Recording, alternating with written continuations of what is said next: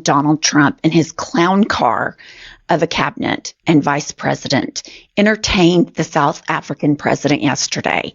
And it was a Zelensky-style embarrassment. There is nothing more humiliating for the United States of America than Donald Trump. When asked a question, this was his response. Now, remember, President of the United States, this is how he behaves in front of other leaders. You know, you ought to get out of here. What does this have to do with the Qatari jet? They're giving the United States Air Force a jet, okay? And it's a great thing. We're talking about a lot of other things. This NBC trying to get off the subject of what you just saw. You are you're a terrible reporter.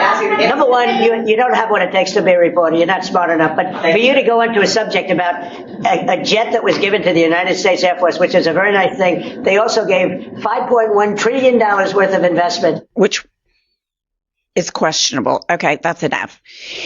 How about the President of the United States? I mean, he is a bully.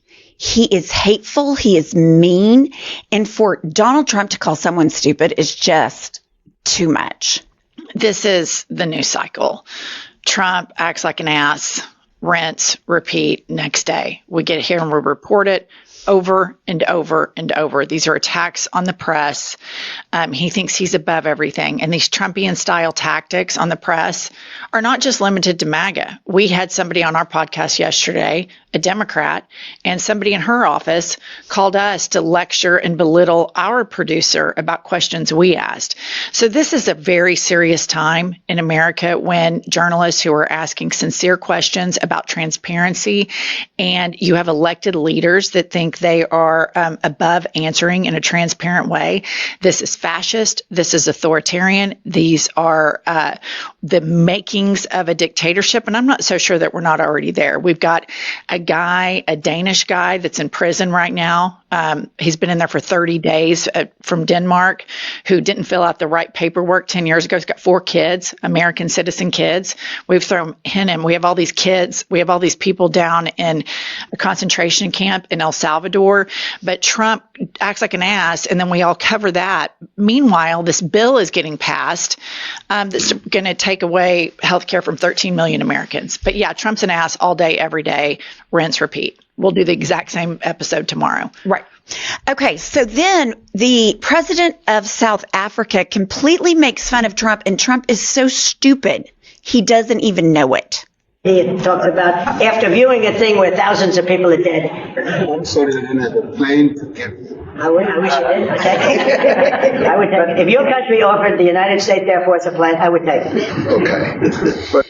Okay. So here's the thing. Everyone knows Trump is transactional. Everyone knows he's susceptible to bribes. He does not care about consistently doing the right thing. He only cares about money. And here is the president making fun of him, and he doesn't even know it. He is so stupid. He says, oh, well, I would take the plane. Well, of course you would. Everybody knows you would because you suck. Well, this hits hard in low T Twitter because the South African president is black, and Trump likes the optics of him acting like a tough guy in front of him. And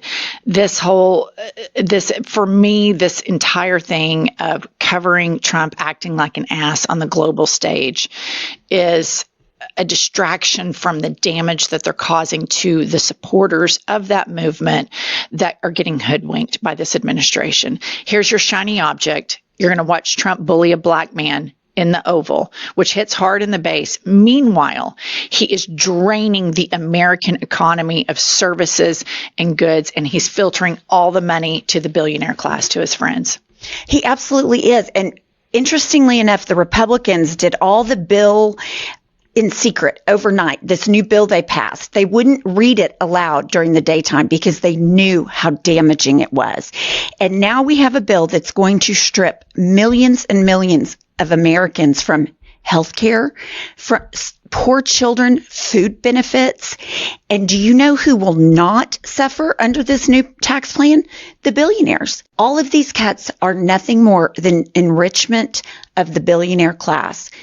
The deficit long term is going to be increased by tens of trillions of dollars. And the fiscal Republicans, they don't care because they're more scared of Trump than doing the right thing for the right reasons in their constituents. But you're giving them credit that they want to do the right thing. They have had Medicare, Medicaid, and Social Security on their minds for decades. The Republicans have.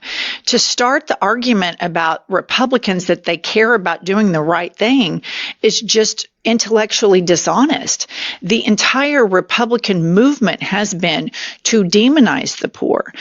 Oh, look at these assholes on minimum wage that need food stamps. Let's demean them instead of saying, hey, McDonald's, Target, Walmart, Starbucks, you're going to have to pay people a living wage, and we are going to legislate that to where the minimum wage is enough for an American to afford a 2-bedroom apartment, because right now in all 50 states, you cannot on minimum wage afford a 2-bedroom apartment. So this has been the Republican plan even before Trump.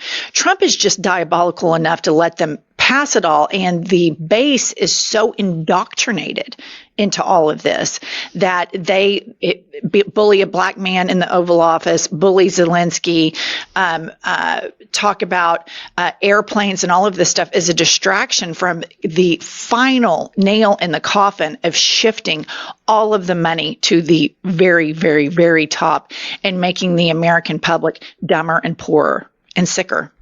Absolutely. It's going to have ramifications that will reverberate for generations. Absolutely for generations. But before we move on to the next part of the show, I want to talk about Sundays for Dogs. They're a great sponsor, and Sundays for Dogs is such a gift to give your dog. Our dogs, we have French Bulldogs, they absolutely love this food because it's human grade ingredients. Do you like the convenience of Sundays for Dogs? I just like that I have signed up for a subscription. It lands on my doorstep. My dogs love it. I never have to worry about running out. It's a great service, and it's just such healthier food than all that processed dog food. And my dogs, they're super picky eaters, and they eat it all the time. Unlike other fresh dog food, Sundays for Dog does not require refrigeration or preparation because of the air drying process. So you just pour and serve, and that makes it so nice. So please join us and do something nice for your dogs. Get 40% off your first order of Sundays. Go to sundaysfordogs.com/IHI news or use code IHI news at checkout. Okay, Trump makes this huge stink in the Oval Office. He does not listen to facts. And it turns out all of these videos and pictures that he's showing, let's fact check it. Washington Post, in an extraordinary exchange, President Donald Trump amplified false claims that white Afrikaners have been victims of a genocide in a meeting with South African President Cyril Ramaphosa in the Oval Office. He confronts him about violence. And next clip, please.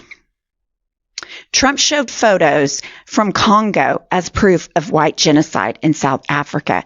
What a bumbling buffoon. And here's the thing. We see this all the time with Trump. We see the Garcia, who's in an El Salvadorian concentration camp because he has 2 tattoos on his fingers. Well, it turns out those photos were doctored. Now he's relying on evidence that's not true. And unfortunately, his base and the people that support him, they're not interested in facts. What they like is what you said. He is belittling and bullying a black man in the Oval Office. And that's where they get their rocks off. So denying people due process and lying and saying you have proof when you do not, it doesn't matter, because the only thing that matters is doing what the dear leader wants. I mean, this is the eating the dogs, eating the cats. And I just think as we continue to cover this, I'm not shocked by any of this. I'm not shocked by any of this behavior. I'm not shocked at the way Donald Trump speaks to the press. I'm not shocked that he uses propaganda and lies to his dumbed down electorate. And moving forward, I just don't know how to continue to cover this other than, do we cover him being an ass, or do we cover the damage that he is causing to the country? He is draining the American economy. Who wanted that to happen is Vladimir Putin. And he does this. He's very brilliant and savvy in front of the camera. He knows how to throw the dangling objects in front of all of us and for everybody to talk about all of this stuff. And this is what becomes the news cycle. Instead of what happened last night in Congress, where one vote passed this bill and it should be discussed. 3 Democrats have died since this man was sworn in, which was the question I addressed yesterday on the podcast, which our producer got belittled about.